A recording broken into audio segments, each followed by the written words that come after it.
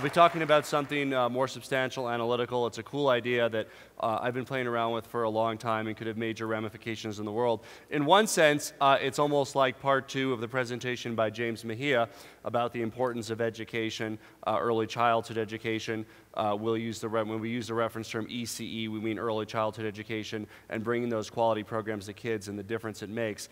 But it's about financing mechanisms and how we pay for it all. So the title of the talk is Financing Mechanisms for Developing Human Capital.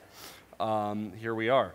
So, access to early childhood education. When we talk about early childhood education, we're talking about before a kid gets to school. So birth through, age 1, age 2, age 3, age 4, because it turns out there are already enormous learning gaps between kids that have advantages in their upbringing when they're 1, 2, 3, 4, and kids who might have parents who don't speak English, or parents who aren't literate, parents who haven't graduated high school, etc.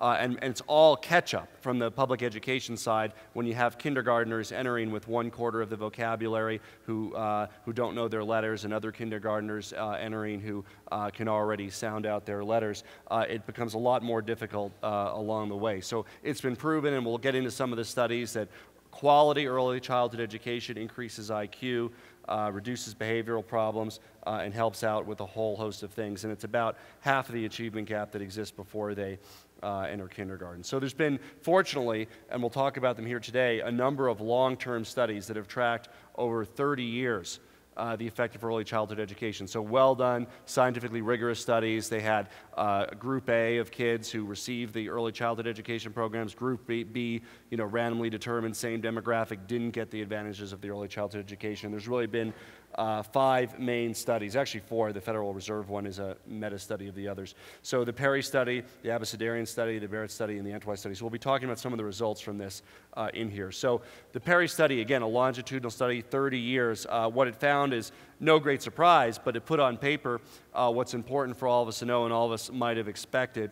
You look at something like the graduation rate from high school between the kids that were in the early childhood education group and the kids that weren't. The next one is key, didn't require special education. Special education is a very expensive thing for school districts to provide. And frequently in many school districts, 14, 16% of the kids need special education services. Now, we think of special education in terms of things that can't be helped, like what if a kid is born with a condition. But it turns out that with the right early childhood education, a lot of kids are being put into special education, not because they have a specialized learning need, but simply because they didn't have the right exposure and education in their early years. And it's not the right answer to that. So you see that grade repetition levels are much lower among kids that receive quality early childhood education. They smoke less. They're more likely to attend college as well. The special education rates is critical because really there's kind of 2 thoughts about this, 2 kind of concepts here today that I'm going to blast you with. This is the concept applied to early childhood education, but the general concept is bonding for human capital, or a new financing mechanism for human capital. So traditionally, we've used bonding for physical infrastructure and capital. When we build a toll road, they can borrow against future revenues of that toll road to pay for it today. We do it with a wide variety of institutions, both public and private, when you're making a capital investment that yields returns over time. But we don't do it with education. And it turns out that many investments in education are among the most accretive or profitable over time, even more so than some infrastructure investments.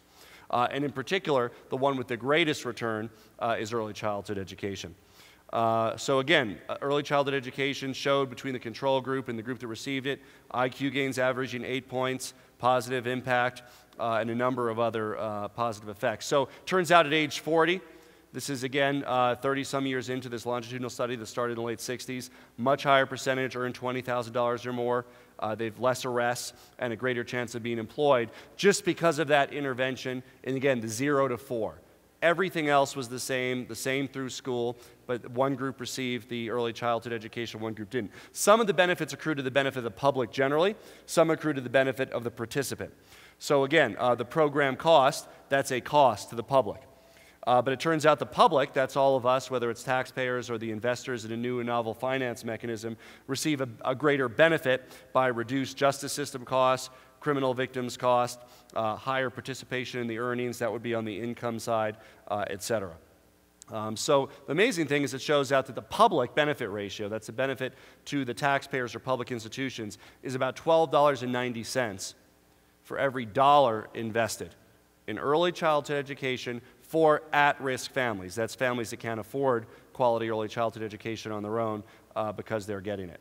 Now that's an amazing concept. Now if this was truly a private sector phenomena, this delta wouldn't exist. Somebody would invest in that because that's a pretty darn good return.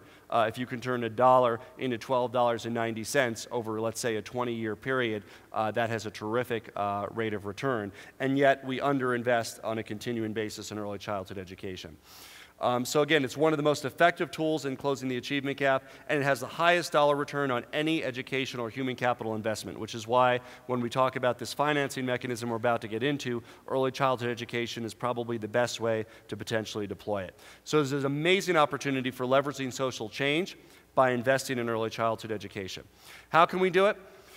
We can link the same way that we fund public infrastructure projects to borrow against future savings. Things we already are accustomed to doing in the public sector with municipal bonds and treasury bonds, but in this case we would be looking at private investors who would only recognize their gain based on the actualization of the savings. So we would have a demonstrated rate of sub-public return, and we look at what public entities does this saving accrue to. Some are very easy to measure and quick. A school district very easily recognizes its savings in reduced special education costs, its savings in reduced grade repetition levels. A judicial district can recognize its savings in reduced incarceration rates, reduced adjudication. Some fraction of those savings would be conveyed to the investors that funded the early childhood education that led to the resulting lower rates. So to increase funding, we can offer investors an opportunity to share in those savings that are realized over a 20 to 30-year time horizon. Again, that's a time horizon that investors are familiar with. You look at treasury bonds or our 20, 30-year instruments from early investments in human capital. This would create a market-appropriate level of investment in human capital.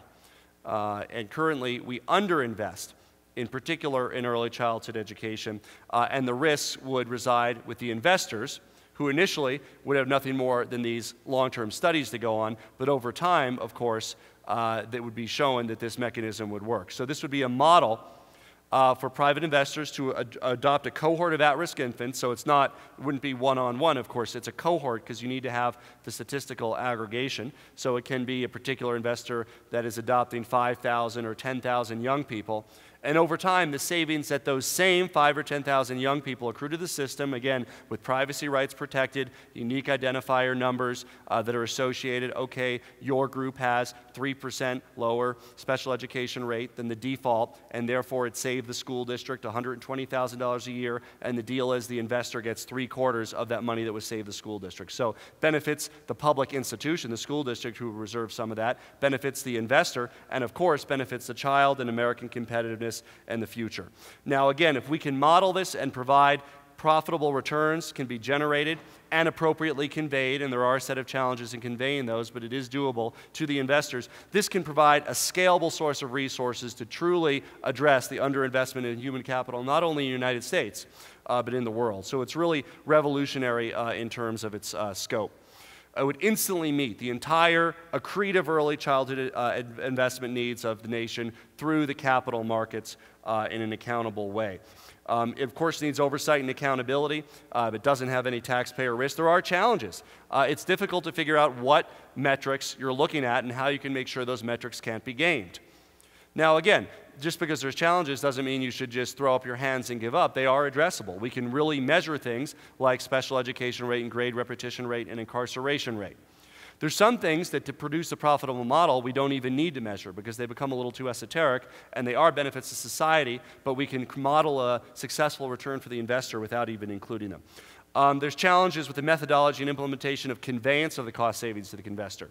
Again, we need public entities to enter a binding agreement according to certain formulas that would convey those to the investor. It is doable. The mobility, tracking, and logistics, unfortunately for this, but of course families like this, they move around from time to time. So how do you do with this? If they got the early childhood education services in Denver, they move to Portland, they move to Austin, or they move out of the metro area.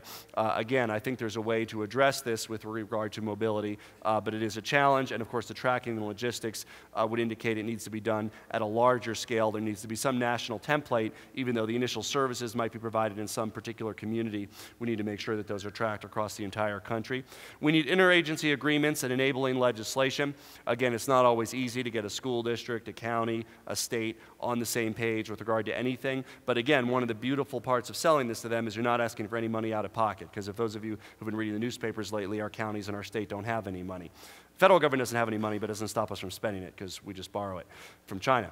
But this doesn't take any taxpayer money. It's simply investor money that would go into providing needed early childhood services. And of course, it would need to be marketed to the public and the private stakeholders. Additionally, because this hasn't been proven out, there is a risk premium. Investors are taking a risk. I think how this would have to work is it would have to be done at a small scale.